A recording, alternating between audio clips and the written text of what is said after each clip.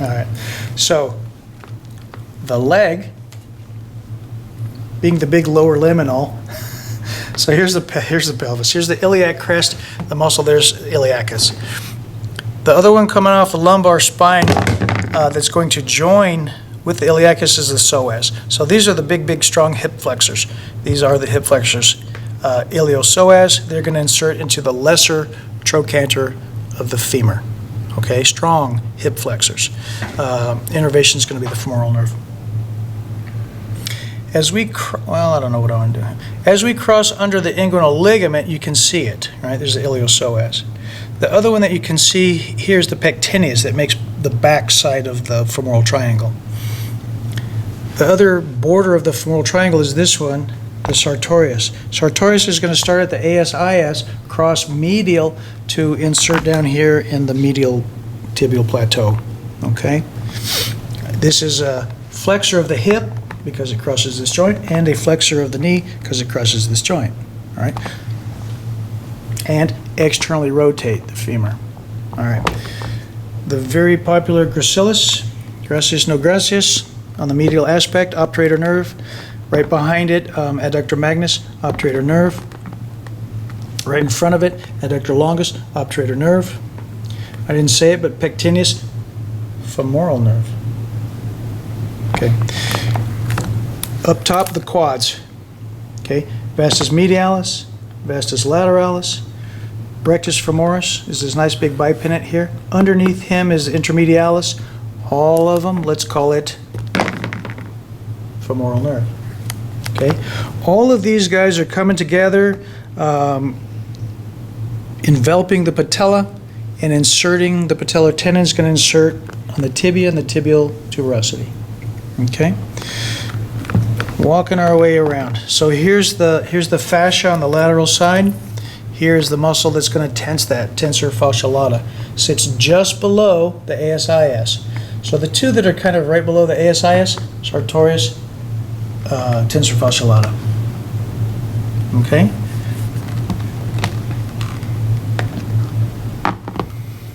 Behind him, glute max, and he's done. So glute max is going to insert up here on the crest of the ilium, inferior gluteal nerve. His action is going to be very powerful. Now let's do this one since we're talking about this one. The very powerful extension with a little bit of lateral rotation of the femur, but super strong muscle. Okay, underneath him, inserting into the greater trochanter. Just watch the greater trochanter. Trochanter, trochanter, trochanter, trochanter, trochanter. Everything from there up inserts into the greater trochanter. These are going to laterally rotate, and some of the higher ones can help with a little bit of abduction, but these are absolute abduction. They're directly superior to this. So, glute medium, underneath it is glute minimum. Next over, piriformis. Piriformis for sure, because here's my sciatic, and I know that the sciatic splits between the piriformis and the superior glomerulus. So if this is piriformis, this has to be superior glomerulus. This has to be the sciatic nerve, and it is. Internal obturator. Where am I? Inferior glomerulus. This quad-shaped one, quadratus femoris. Okay, so this one can't really abduct much. It's just too low, and these guys are less and less. As you go higher, they're stronger and stronger in that particular action. Okay, as we roll over onto the back, I want to figure out where in the world am I? I'm looking at the big toe. So I know this side is medial. I know this side is lateral. And the reason I care is because a couple muscles are going to start here on the ischial tuberosity. The one that goes lateral is the long head of the bicep femoris. It's going to insert down here on the head of the fibula and a little bit on the tibial plateau, the lateral aspect of the tibial plateau. Okay, so this is the lateral one. The short head of it is underneath here, and it's going to start like right about here and come down. Okay. The other one that starts here in the ischial tuberosity, semitendinosus. Semitendinosus starts here, comes down, splits, right? See, one goes medial, one goes lateral. He goes medial, he's going to insert on the tibial plateau on the medial aspect. Right about the same place where gracilis did, sartorius did. Okay, they're all going to insert there, and actually semimembranosus is the one right underneath him. They're all going to insert right here, or very close by to that. Sciatic nerve. All these sciatic. Okay, coming on down. Coming on down, we got the gastrocs on the outside, right? Two heads of the gastrocs across this joint at the knee and across this joint at the ankle. So here's the origin up here on the femur, crosses the joint, comes down, gets into this tendon, inserts on the calcaneal tendon or Achilles tendon. Action for this guy, plantar flexion. Maybe I should go back through all of them and talk about their actions. All right, so plantar flexion. Underneath him is the soleus. Soleus does not cross the joint. It's going to stop, I'm just going to stop like right about here on the tibia and fibula.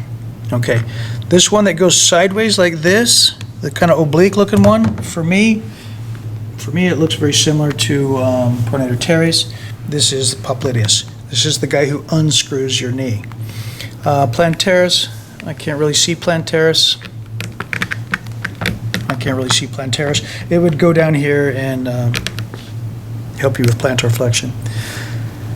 On the front, tibialis anterior, okay. Obviously for dorsiflexion. Next over, extensor digitorum is this one coming in right here.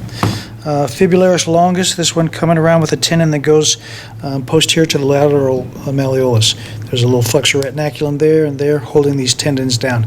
This guy is going to come down, go around the back, come up, and insert in the base of the fifth metatarsal. Okay? Its action is going to be eversion. When this muscle contracts, it's going to evert your foot. Okay? I think that's most of what I want right there. Oh, we didn't do these? I did these. Yeah, I did do these.